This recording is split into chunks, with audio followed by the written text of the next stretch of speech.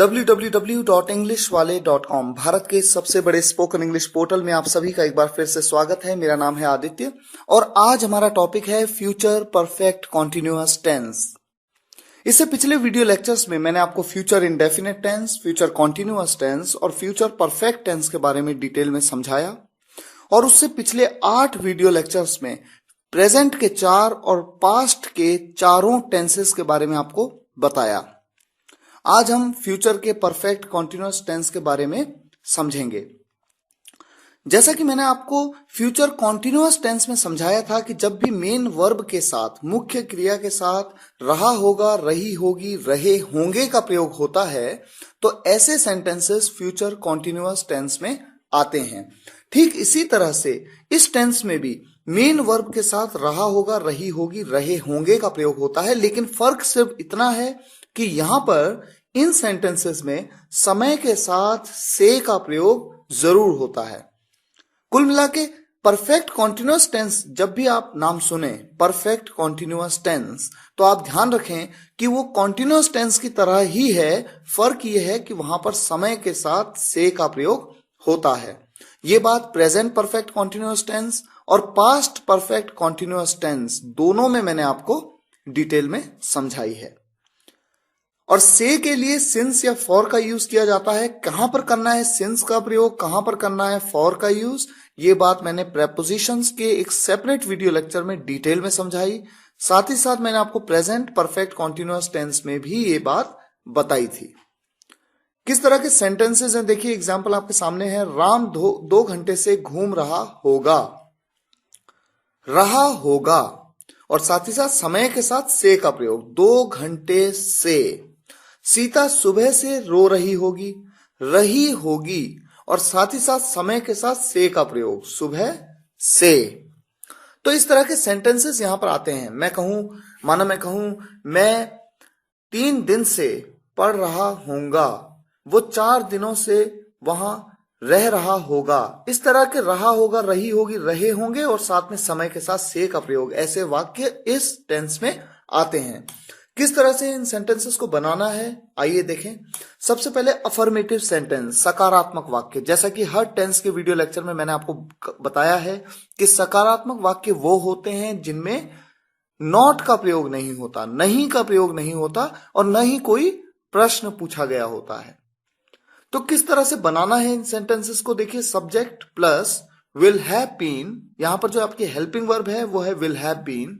उसके बाद वर्ब की फर्स्ट फॉर्म, उसके साथ लग करके आएगा आईएनजी, उसके बाद ऑब्जेक्ट और फिर सिंस फॉर का यूज टाइम के साथ में। एग्जाम्पल देखिए आपके सामने है, राम घूम रहा होगा। इस सेंटेंस में अगर आप ध्यान दें समय का यूज नहीं किया गया, समय के साथ से का प्रयोग नहीं हुआ है, सिर्फ रहा होगा। इस बात से आप पहचान सकते हैं कि ये फ्यूचर का कॉन्टिन्यूअस टेंस है। Ram will be walking. लेकिन जब आप सेंटेंस में समय के साथ से का प्रयोग कर देते हैं, जैसे आप कहें राम 2 घंटे से घूम रहा होगा, तो ऐसा सेंटेंस परफेक्ट कॉन्टिन्यूअस कैटेगरी में आ जाता है और आप यहां पर कहेंगे Ram will have been walking for 2 hours. एक सेंटेंस और लेते हैं, वो खेल रही होगी। ये फ्यूचर कॉन्टिन्यूअस टेंस का सेंटेंस है, शी विल बी प्लेइंग। लेकिन जब मैं कहता हूं वो सुबह से खेल रही होगी, सुबह से समय के साथ से का प्रयोग, तो आप कहेंगे she will have been playing since morning. इसी तरह से देखिए नेगेटिव सेंटेंस में, नकारात्मक वाक्य जहां पर नॉट का प्रयोग होता है। सबसे पहले सब्जेक्ट, उसके बाद विल नॉट हैव बीन, यानी विल हैव बीन में विल और हैव के बीच में आपने नॉट का यूज किया। उसके बाद वर्ब की first form ING plus object plus since for plus time. Example देखिए आपके सामने है, राम 2 घंटे से नहीं घूम रहा होगा। राम will not have been walking for 2 hours. वो दोपहर से नहीं खेल रही होगी, she won't have been playing since afternoon. Will not को आपने कहा वोंट। ये बात अपोस्ट्रॉफी में भी मैंने आपको बताई थी कि किस तरह से 2 वर्ड्स को आप एक बना देते हैं अपोस्ट्रॉफी के यूज के साथ। और साथ ही साथ मैं आपको ये बताना चाहूंगा कि सिंस और फॉर का यूज कहां पर होना है, ये बात मैंने प्रेजेंट परफेक्ट कॉन्टिन्यूअस टेंस में भी आपको बताई है। तो अगर कोई कंफ्यूजन हो तो आप उस वीडियो लेक्चर को देखिए। अब बात करते हैं इंटेरोगेटिव सेंटेंसेस की। प्रश्नवाचक वाक्य ऐसे वाक्य जिनमें प्रश्न पूछा जाता है। और हर बार हर टेंस के वीडियो लेक्चर में मैं आपको बताता जा रहा हूं कि ऐसे वाक्यों में WH फैमिली का प्रयोग सबसे पहले किया जाता है, हेल्पिंग वर्ब से भी पहले। तो सबसे पहले WH फैमिली का यूज, उसके बाद विल, उसके बाद सब्जेक्ट, और उसके बाद अगर उस वाक्य में नॉट का प्रयोग है यानी नहीं का प्रयोग है अगर उस प्रश्नवाचक वाक्य में, तो नॉट का यूज करेंगे, नहीं है तो नहीं करेंगे। उसके बाद हैव बीन, उसके बाद वर्ब की first form plus ING plus object, उसके बाद सिंस फॉर, उसके बाद टाइम। हो सकता है आपको लगे कि मैं थोड़ा फास्ट चल रहा हूं, लेकिन आपको मैं एक बात बताना चाहूंगा। अगर आप मेरे सभी वीडियो लेक्चर्स को एक सीक्वेंस से देख रहे हैं और समझ रहे हैं, और खासकर अगर आप पहले टेंस से, प्रेजेंट इंडेफिनिट टेंस से अगर आप वीडियोस को देख रहे हैं, तो मुझे नहीं लगता कि आपको ज्यादा समय लगेगा इस बात को समझने में कि मैं आपको यहां पर क्या बता रहा हूं। लेकिन अगर आप डायरेक्ट इस वीडियो को देख रहे हैं तो हो सकता है आपको कंफ्यूजन होगा, क्योंकि कई चीजें मैं यहां पर स्किप कर रहा हूं। जैसे फॉर एग्जांपल मैंने कहा WH फैमिली। अगर आपको WH फैमिली के बारे में पता ही नहीं है तो फिर आप कैसे समझेंगे इस कॉन्सेप्ट को। और WH फैमिली के बारे में मैंने एक सेपरेट वीडियो लेक्चर में WH फैमिली के चैप्टर में आपको इस बात को बताया था। साथ ही साथ हर टेंस में मैं आपको डिटेल में बताता जा रहा हूं कि WH फैमिली क्या होती है और किस तरह से यूज होती है। अब एग्जाम्पल लेते हैं कॉन्सेप्ट के तौर पे। राम 2 घंटे से कहां घूम रहा होगा। यहां पर WH फैमिली है कहां। कहां के लिए आप यूज करते हैं where will Ram have been walking for 2 hours।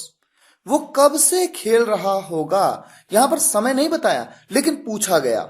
मैं कहता हूं कब से। जब मैं पूछूंगा वो कब से खेल रहा होगा तो आपको बताना होगा कि वो 3 घंटे से खेल रहा होगा, 4 घंटे से खेल रहा होगा, 5 घंटे से खेल रहा होगा, सुबह से खेल रहा होगा, या शाम से, या दोपहर से।